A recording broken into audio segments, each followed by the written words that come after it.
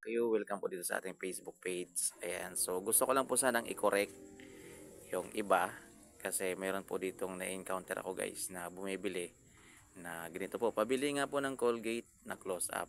So guys, gusto ko lang po kayong i-correct na yung Colgate po ay brand po yan at yung close up po ay brand po yan. Ito po ay gawa po talaga siya ng Colgate at ito po ay gawa po siya ng Unilever. Ayan. So wag niyo pong pagsamahin guys yung Colgate na close up. Ayan, kasi kapag nasa ibang lugar kayo, pagtatawanan kayo, ha? So, siguro nakasanayan po ninyo, pero ituwid nyo na yan guys. Ayan, para hindi kayo mapagtawanan.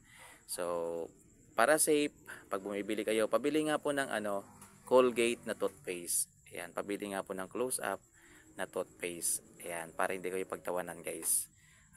Kahit mapunta kayo sa ibang lugar. Kasi magkaiba po yan talaga. Yung Colgate kasi is brand, yung close up ay brand din po yan. Ayan, tapos ito pa, ayan, pagdating naman po sa fabric, itong Surf fabric at saka yung Downy. Ayan, yan po is mga pangpabango po yan sa mga damit natin.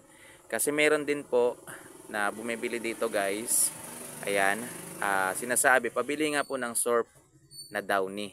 Ayan, so yun po is mali din po siya ha. Kasi yung Surf ay brand po yan.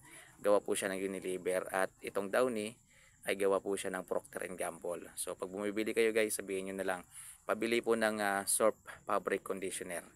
Yan, wag nyo nang isama yung Downy. Yan, kasi iba yung Downy. At saka pag bumibili kayo ng Downy, sabihin nyo nang pabili po ng Downy. At saka sabihin nyo kung anong kulay. Ayan, so yun lang mga Q, para kahit paano maituwid. Ayan.